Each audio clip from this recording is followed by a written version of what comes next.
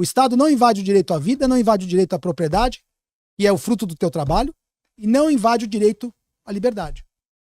Tem teorias da conspiração aí. Documentos da CIA. Hitler não morreu em 1945 em Berlim. Ele veio para América Latina, Roxo? Ou não, o Faca que sabe. Eu li isso Recente aí. que a CIA divulgou essa divulgação de documentos. Eu tava vendo aqui, né? Tá falando que o Hitler não morreu em 1945. Eles falaram que queimaram o corpo de Hitler e tal. O que nós sabemos, fato, que o parça dele veio pro Brasil, que era o Joseph Mengele, né? E morreu aqui no Brasil. Então, assim, se o Mengele veio para cá e ficou aqui e morreu aqui, por que não o Hitler ter ido para lá? Acharam a arcada do Mengele aqui no Brasil. Foi exumado e foi provado que ele morou e morreu aqui. Não é? Então por que não é? Por que ele não pode ter? Por que não pode ter acontecido? Ter vindo pra cá também, né? É pra cá ou pra Argentina? Pelos documentos aqui, tá falando que ele foi encontrado na Colômbia em 1955 por um agente da SS. É documento da CIA aí. Falando, então, o Hitler sobreviveu, então? História interessante. E teve 2 filhos, né? Parece que teve 2 filhos e tudo. Isso aí dá... Mas quem quiser saber mais, procura na mesma fonte que a gente. Procura a divulgação que tá sendo replicado nas redes sociais, uma divulgação de um documento da CIA. Então... É isso aí. Ó, tá na tela aí a desvalorização. O pessoal tá vendo a desvalorização do dólar, né? O quanto o dólar desvalorizou naquele gráfico. E o principal responsável por isso chama-se Federal Reserve. Tá? O cara que fala para todo mundo que está lá para defender o valor da moeda, ele que na verdade é o sistema bancário. Ele foi criado pelo sistema bancário. Então, o sistema bancário e o Fed são os responsáveis pela desvalorização do dólar, mediante a expansão monetária que até hoje não acabou. Com tanto crédito que esses caras E é uma espécie de imposto, né? É um imposto. Né? É um imposto que não é igual para todos. Ele tem o efeito Cantillon, que a gente sabe. Por que é bom para eles? Porque com esse imposto cantilionário, ele pode emprestar para quem ele quer, e quem tem acesso primeiro, pega os preços, consegue comprar antes de subir. Os bancos. Os bancos e quem os bancos emprestam. Os empresários. O cara que tem acesso ao crédito é aquele que sai comprando primeiro. Entendeu? Tudo bem que sobe. Se subir, amanhã o cara tem outro crédito e não é dele o dinheiro. Ele vai pegar outro crédito e vai comprar. Então não tem esse. E isso mantém o sistema vivo. Porque para banqueiro é bom que tenha inflação. Porque significa que o tomador dele vai conseguir pagar a dívida. Porque ele vai imprimir outro crédito para que o sistema tenha dólar sobrando para ele poder pagar o juro para ele. A deflação é ruim para os banqueiros. Porque o sistema não consegue pagar de volta. Quebrava, né? A gente viu naquela aula lá que os bancos, antes da inflação, antes do Fed, a economia ia muito bem. E o ir muito bem era deflação. Porque alguns caras não conseguiam pagar porque eles quebravam por causa da tecnologia que desenvolvia muito rápido. Veja, num sistema com a moeda constante, toda a inovação, ela produz redução de custo. O Schumpeter ensinou isso, né? Deflacionário. Que a inovação ela tem um efeito creative destruction, criação destrutiva, né? Destruição criativa. E a destruição criativa é o seguinte: eu invento algo novo. O que esse algo novo faz? Se eu sou um empresário, eu invento algo novo, eu consigo produzir com a mesma margem de lucro por um preço menor, porque eu reduzi custo. Então, mantenho o meu lucro, baixei o custo, mantenho o lucro, o que significa? O preço cai. Então, a inovação tem um efeito deflacionário. E é a boa deflação, porque se você está num ambiente onde ninguém deve, e você tem dinheiro, caiu o preço, você ficou mais rico, não ficou? Sim. Você antes comprava um negócio que você queria por 10, agora você compra por 8, pô. Você ganhou 2 aí. Sobra 2. Então, o crescimento real de um ambiente de moeda estável, ele é deflacionário. Então, só que isso tinha um problema. O problema é que sempre faltava dinheiro. Porque como os empréstimos eram nominais, né, você dá um crédito é nominal. Mesmo com juro baixo, você tem um empréstimo, um passivo, a juros nominais, baixos, mas nominais. E o sistema e o output do sistema, né, os bens e serviços caem de preço, mesmo o país enriquecendo, se os ativos caem, você não tem dinheiro suficiente para pagar a dívida. E aí quebra o banco, que não recebe. Que é o que está acontecendo agora. Não, aí eles descobriram uma maneira disso nunca mais acontecer. Vamos dominar o sistema monetário e vamos monopolizar a emissão de moeda. Porque quando ela era livre, né, quando os bancos eles decidiam, eu tenho o lastro aqui, eu vou criar um crédito. Eu crio um crédito e empresto. Né? Você tinha o amanhã do Chase. Tinha, Tinha. então, isso foi o quê? Até século XIX? Até 1913, né? Até a criação do FED Exatamente. e tal. Então você cria um crédito, empresta, e se você não consegue receber, você tem que pagar um juro para que alguém que criou um crédito deposite com você para te cobrir.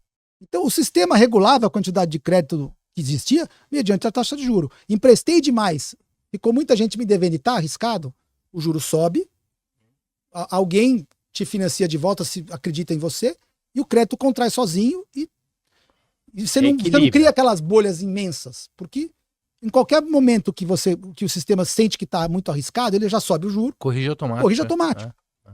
Agora, mesmo com esse mecanismo, as grandes inovações elas traziam uma deflação e traziam prejuízo para os bancos. Porque ele não recebia os créditos. Alguns credores que quebravam, entendeu? Porque era o perdedor da corrida, né? E aí esses caras acabavam gerando um efeito muito grande no balanço. Exatamente. Né? Então os bancos tinham aquelas pequenas... Tinha muito... Né? Tinha muito banco que quebrava pequeno e eles resolveram, não podemos mais. Vamos tirar o risco. Vamos arrumar um cenário aqui onde a gente não perde nunca. Não quebra. Monopoliza a emissão monetária, cria uma entidade que vai ser a monopolista, nós mandamos nela, e de quebra para o governo aceitar que essa entidade aprovar como lei, a gente dá uma missão secundária para essa entidade, ela financia o governo também, facilita ele a criar déficit. E por isso que o FED passou. Porque deixou os banqueiros mais poderosos e deixou o governo mais poderoso, porque podia fazer déficit. Então, e virou um exemplo para o resto do mundo. Virou um exemplo, e se você questiona, volta naquele ponto. Não, você é um maluco. Como assim questionar? Você sentiu que melhorou esse tipo de reação quando você fala que não precisaria ter Banco Central? Sim. Eu acho que sim, cara. Junto com essa informação descentralizada, eu acho que sim. Por mais que seja pouco, mais pessoas estão tendo acesso. Uma coisa que eu acho que você concorda comigo, é esperar que a grande massa paute o debate, não vai acontecer. Até porque quem manda são as minorias intolerantes, né? Exato. Então você tem que ter algumas lideranças ali, né, seja em qualquer tipo de ação, mas esperar que, sei lá, 200 milhões de brasileiros queiram, não precisa disso. Não precisa. Exato. Bruno, acharam as atas das votações lá na Ágora, na Praça Central lá da Grécia, lá em Atenas, né? Então, os temas das votações. Então, eles chamavam votações públicas lá na praça, quem era cidadão podia votar. 85% dos temas das discussões públicas lá, 300 anos antes de Cristo, era quem vai na Olimpíada, quem vai jogar na Olimpíada e os casos românticos dos atores e das atrizes das tragédias e comédias. Esses eram os temas. Big Brother. Não mudou nada. Não mudou nada. Então é isso. 20% é esclarecido, manda no mundo, né? Aí, então, a gente precisa pegar esses 20% e subir o nível a régua da moralidade, né? Eu e o professor Faca, a gente discute muito o libertarianismo, né? Nós temos um almoço de sexta-feira, né? Exatamente. Aliás, não. Você está convidado aí. Pode ser. Convide. O nosso almoço. Claro. Né? Nosso almoço é numa churrascaria ali do lado do escritório que a gente almoça todo dia, né? Toda sexta, perdão. Isso aí, toda sexta. Aquela na frente do meu? É ali na frente do teu. A de esquininha? É. Ah, sei. É, aquela lá. Tá bem boa lá. O teu é na frente, atravessando a rua do meu, né? Atravessando a rua. Então. Não, o meu é do mesmo lado da tua, né? O meu é logo depois de onde tem o café com a Balduco ali. Então, é isso aí mesmo.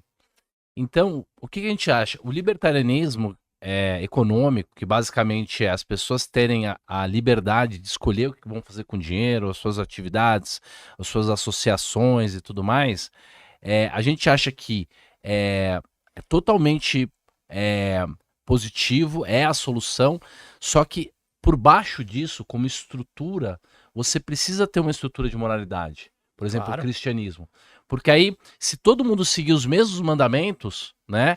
Aí as pessoas vão poder ter a liberdade econômica porque elas vão seguir uma regra moral. Né? Eu tava vendo um vídeo da Thatcher falando disso. Perfeito. Mas é que as pessoas confundem as ideias libertárias econômicas com anarquismo puro e bruto, aquele da esquerda. Tipo, você pode vende fazer o teu tudo. rim, põe o teu rim no Exato. Mercado Livre. Aí não dá, pode pô. matar, pode bater, não tem nada a ver com Perfeito. isso. É simplesmente você não ter o monopólio das regras na mão do Estado. E significa que as regras morais, ela independe do Estado.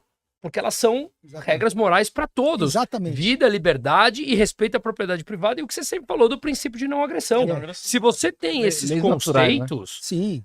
acabou. Você tem uma convivência que você Não precisa do monopólio de Exatamente. meia dúzia de burocrata para determinar. Esses são os conceitos morais que vêm, como você falou, cristianismo, da história do ser É humano. natural, né? Inclusive, o sistema de liberdade econômica, a gente chama de capitalismo, eu não gosto muito de usar, porque Verdade, o termo não capitalismo devemos. foi cunhado pelos próprio Marx, marxistas. Né?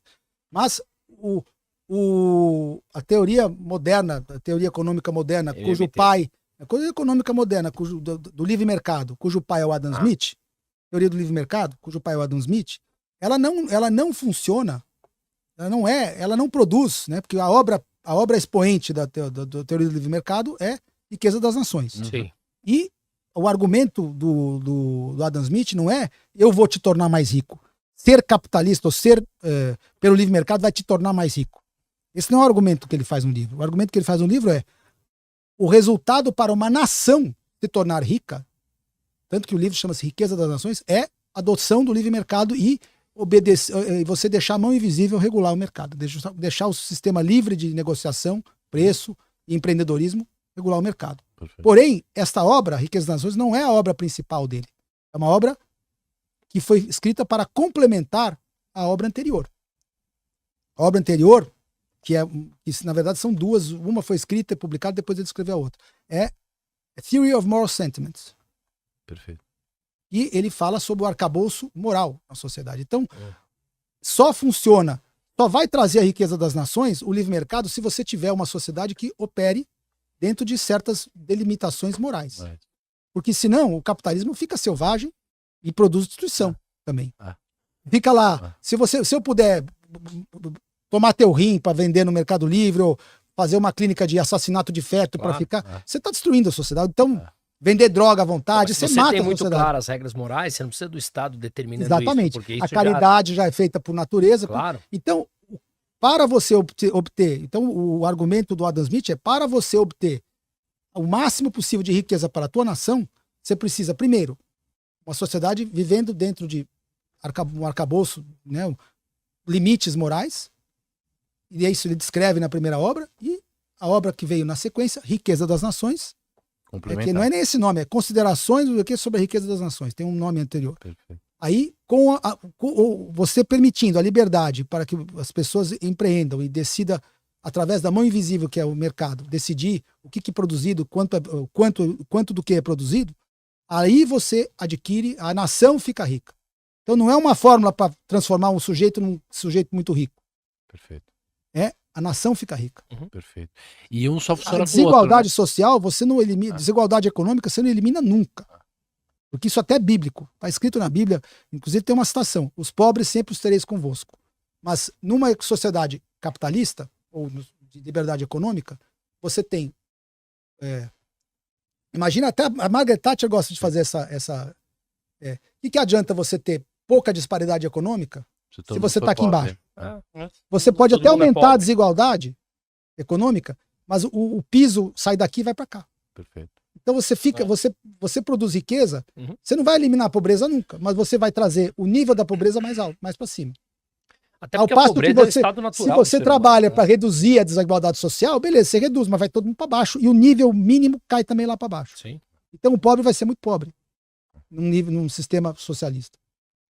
E é isso que o Adam Smith coloca tão bem no livro. Só que para funcionar você precisa dos limites morais. Os dois juntos, né? Os dois juntos. E aí o pessoal tirou, né, a obrigação e deixou só os direitos. Aí só... dá. Então, e aí você pega um monte de pessoa hoje que acredita que tem direito a bens materiais.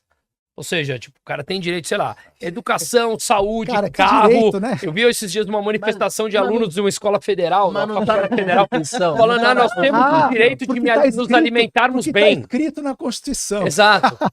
Um pedaço de pão escrito por meia dúzia de ser humano lá, que são os mesmos de hoje, Sarnez, esses caras. Ou seja, os caras, todos os alunos do Brasil têm o direito de se alimentar bem. Primeiro, o que é alimentar bem? Segundo, se você acha que você tem o direito de algo material, significa que alguém vai ter que trabalhar mais do que você, porque ele tem que pagar o dele e o seu que não está disposto a trabalhar. Então, isso não são regras e arcabouço moral. Os direitos que são direitos naturais. Naturais, exato. E o sucesso do país, como os Estados Unidos no passado, que o Estado não foi criado para outra coisa a não ser garantir que os seus direitos naturais não sejam invadidos.